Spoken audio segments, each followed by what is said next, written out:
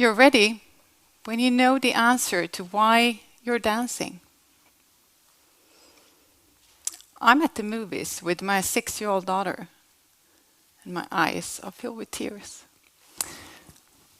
We're watching a movie called Ballerina, a French-Canadian production about an orphan girl who runs away to follow her dream to become a ballerina at the prestigious school of the Paris Opera Ballet. And in Paris, the girl meets a woman that becomes her mentor. And she gets to the audition where she competes with other more privileged girls to star a dancing role in the famous Nutcracker. And throughout the movie, her mentor keeps telling her, "You're ready when you know the answer to why you're dancing." And at the end of the movie, the girl discovers her true and deep reason for why she's dancing, and she gets the role. This while the other girl admits she's only dancing because she, or actually her mother, wants fame. And I have totally immersed into this beautiful story.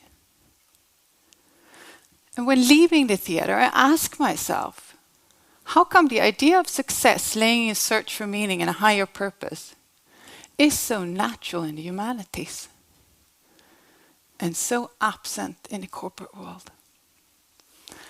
How can we accept the corporate world so stripped of ambition to mean anything greater than the black figures at the bottom line of the quarterly report? And what does it say about our expectations when a company with the dedication to become an answer to an unmet fundamental human need is referred to as social company? Is that to clarify the difference to the other 99%, the anti-social ones? Petra and I see a world full of unnecessary suffering and human needs waiting to be met. We see a world full of voices waiting to be heard, each voice with a story to tell. A story deeply rooted in our daily lives. Stories about dreams and illusions, suffering and hope. Stories so powerful that if you dared listening to them, you would know that something fundamental has got to change. A change of the kind we can only dream of and therefore know is possible. The two of us, together with many others, believe the world is entering a new era. Faced with challenges threatening our existence as a human race, we are in for a paradigm shift. We are in for a paradigm shift, and it is time to realize the future belongs to companies driven by a higher purpose rather than short-term profit, contributing to a greater good. I'm standing in a room together with the group management team, and the air is thick of fear. Fear of failing on the path of success that has been the reality for the company for so many years. With figures as evidence, it is clear we're falling behind and we need to catch up. We need to catch up now. And the CEO paints a picture of a ruminating cow. We are a company great at replicating ourselves, repeating and refining what once brought us success. But there is no progress that secures our relevance going forward. So what the company needs is to nurture an innovative path. And well aware that innovations is a result of big and bold thoughts, he continues, which should be guided by the company's values and vision and nothing else. Yet, in the months to follow, we create an innovation strategy full of protective measures. Our 3 guiding principles are simple. The strategy may not jeopardize the existing performance engine. The resources spent should be divided according to a predefined outcome of 70% in core innovation, 20% in adjacent, and 10% in disruptive. And finally, the innovations should deliver towards the company's existing plans. The innovations should deliver towards the company's existing plans. The man standing in front of me in Madrid looks tired. It's clear to me that we're running out of time. His attention is now divided between us and a packed bus passing us on the street. So, my colleague makes a last attempt to catch his interest. So if you could just briefly describe your relationship to home textiles. Maybe name a few categories of your textiles at home. The man looks puzzled. Categories? My colleague nods and adds, a bit more hopeful now.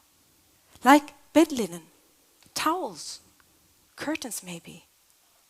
Looking at the man, I can see the battle is over. His eyes are blank. He takes a deep breath as if he needs to give his body a refill on oxygen before leaving. And as he passes us, he says, sorry, I'm just not very interested in textiles. Together with some colleagues, we have spent 2 months traveling the world with the purpose of exploring people's relationship to home textiles, an area of specific interest for the company we work for. We felt brave when aligning on the method before leaving. We would approach people on the streets, outside the company context, unbranded in an attempt to meet people on the same level. Quite soon we learn how to spot the right people. The right people are the ones wanting to talk to us about home textiles. Those are people we like. We take pictures and notes.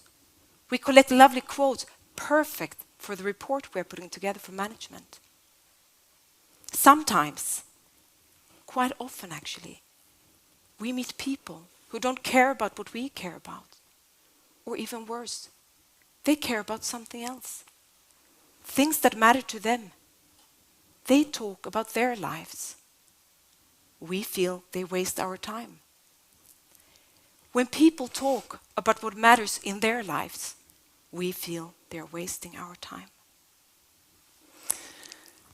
When relevance and the capacity to innovate, to transform, is on top of every company's wish list, how can we keep spending so much time validating the hypothesis of who we already are?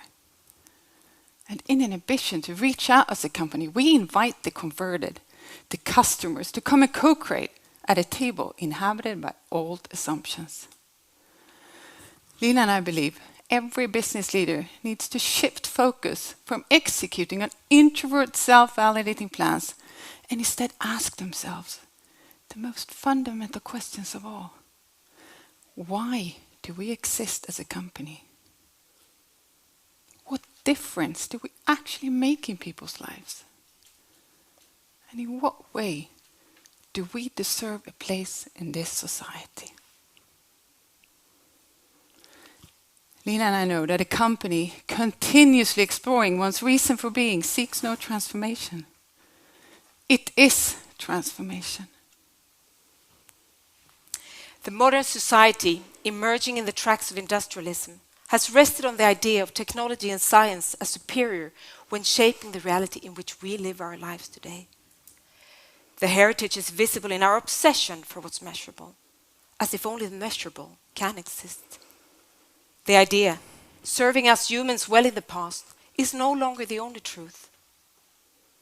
Petra and I daily meet people, uninterested in siding with a company, not contributing to anything greater than a jump on the stock market, creating a kickback for the few. We meet people, not afraid of getting fired, but afraid of spending a lifetime polishing a system in which they no longer believe. A construction once born in the brains of men like Frederick Taylor and Max Weber. People with a larger vision for themselves and for society, and with a self-reliance to start moving, guided by a wish to make a difference. And not because they expect a result, but because it is the right thing to do. Why? Because they have understood something essential. Behind the facts, the figures, the dry data, the customer journeys, the value propositions, is a world with real people whose needs are still waiting to be met. A world requiring care and empathy. And empathy was never born with profit as a driving force. Profit as a driving force in companies is an outdated misconception, because profit is a lousy force in achieving greatness. Profit is the consequence of the value we create when being purposeful. As the right of life will always supreme, the right of making money. Companies have for many years enjoyed the privilege of sitting in the driver's seat, certain of the excellence of the products and services offered, claiming the right to decide not only what, but also where and when the customers should buy. Customers were loyal, behaviors predictable, the pace of change in society manageable. Corporate strategies stretching over a decade was commonplace. Plans set and positioning questions taken care of by marketing. And in that way, corporate life went on. Today, the playing field has changed. Customers, like yourself, are loyal to yourselves. Behaviors unforeseeable and business plans obsolete while still in writing. Today, companies are in a desperate search for answers on how to navigate in this complex and unpredictable world. We need to catch up becomes our mantra, something we say to each other to reinforce how hopelessly behind we are, as if the company itself was a fixed spot in a revolving existence. And we do what we have always done. We reach out for the easy answers, the answers which can be packaged and bought. An agile method, an innovation process, an organizational blueprint. There is so much to choose from. Seductive concepts and methods, all beautifully wrapped and sold to us for hefty amounts of money.